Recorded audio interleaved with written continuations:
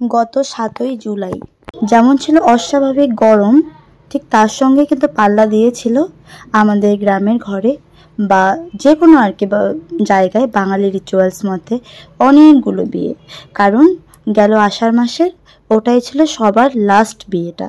এই মানে আমাদের বাঙালিরা অনেক কিছু সংস্কার মেনে চলে, সেটাকে সংস্কার বলো বা কুসংস্কার বলো, বাট আমাদের মতো এটাই সংস্কার।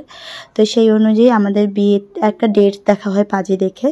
তো এটাই ছিল লাস্ট ডেট, আর এটা ছিল সব থেকে শুভ দিন।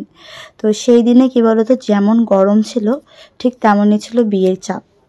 তো এই আমাদের হলো সেকেন্ড ব্রাইড। আমরা এর আগে ফার্স্ট ব্রাইডের বাড়িতে গিয়েছিলাম, গিয়ে কি বলবো ওখানে খুবই একটা খারাপ পরিস্থিতির শিকার হই আমরা, যার জন্য আমরা এখানে আসতে মোটামুটি 2 ঘন্টা লেট করে ফেলি। 1 ঘন্টা আধা ঘন্টা এটা কিন্তু কোনো ব্যাপার না, বাট যখনই 2 ঘন্টা লেট হয়ে যায় এটা কিন্তু ভীষণ লেট। কিন্তু কি জানো, তার সত্ত্বেও এই যে মিষ্টি বোনটিকে দেখছো একটা টুর শব্দ করেনি। বিশ্বাস করো, আমাদের এই ধরনের কিছু কাস্টমারের জন্য না কাজ করার মানে ইচ্ছেটা আবার বেড়ে যায়। তো চটজলদি এখানে এসে আমি ফটাফট কাজ শুরু করে দিই। হ্যাঁ, কাজ করার সময় আমাদের একটু প্রবলেম হচ্ছিল, কারণ জায়গাটা ভীষণ ছোট ছিল।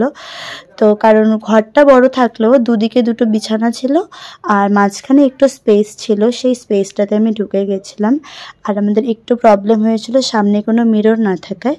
আমার সামনের মিররটা আমাদের সবসময় লাগে না, বাট হেয়ারস্টাইল করার সময় আর যখন জুয়েলারি পরাই তখন আমাদের সামনে মিররটা থাকলে জুয়েলারি সেট করতে খুব সুবিধে হয়।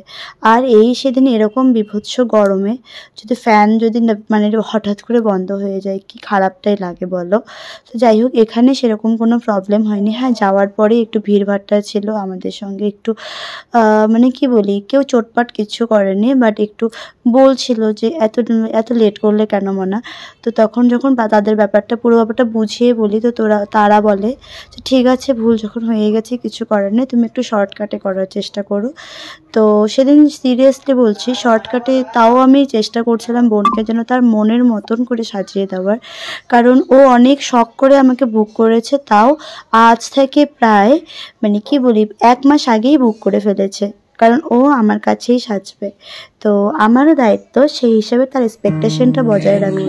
তো তার জন্যই যত চটজলদের মধ্যে ভালো করে তার ফেসে একটা ওর ফেস টাইপ অনুযায়ী একটা লুক ক্রিয়েট করার, তো সেই অনুযায়ী করেছি আমার। আর এইদিকে দেখো আর একজনকে আমার অ্যাসিস্ট্যান্ট ওকে একটু রেডি করাচ্ছে, পরে আমি ওর পুরো ফাইনাল টাচিং দেব।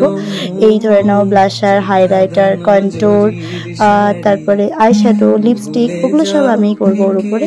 বাট তার আগে যেমন শাড়ি ট্র্যাপিং, হেয়ার ক্রিম্পিং, ওগুলো তো করতেই হবে বলো। আর এদিকে দেখো কথা বলতে বলতে কিন্তু ব্রাইডের লুক আমি রেডি করে দিয়েছি, তারপরে টিকলি সেট করছি।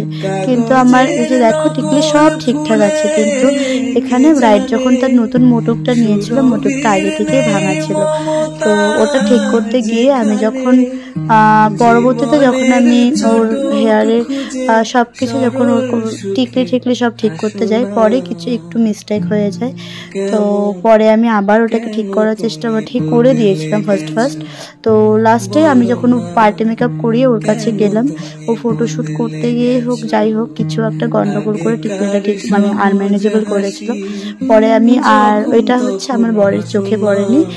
আর এই জিনিসটা হয় কেন বলো তো, আমাদের বিয়ে বাড়িতে ধান দুপুর একটা রিচুয়ালসটা আছে, মাথার মধ্যে প্রচুর ধান দ্রব্য দেওয়া হয়। তো সেগুলোকে তুলতে গিয়ে কি হয়ে যায়, একটা মুখের একটা যে কোনো জিনিস যে বসানোর একটা শেপটা আছে সেটা না গন্ডগোল হয়ে যায়, যেটা ওর হয়েছিল আর কি। তো যাই হোক, ফাইনালি ও যে স্যাটিসফাইড হতে পেরেছে এটাতেই আমি খুশি। আর তোমাদের কেমন লাগলো কমেন্ট করে জানিও। তো চলো বন্ধুরা, টাটা।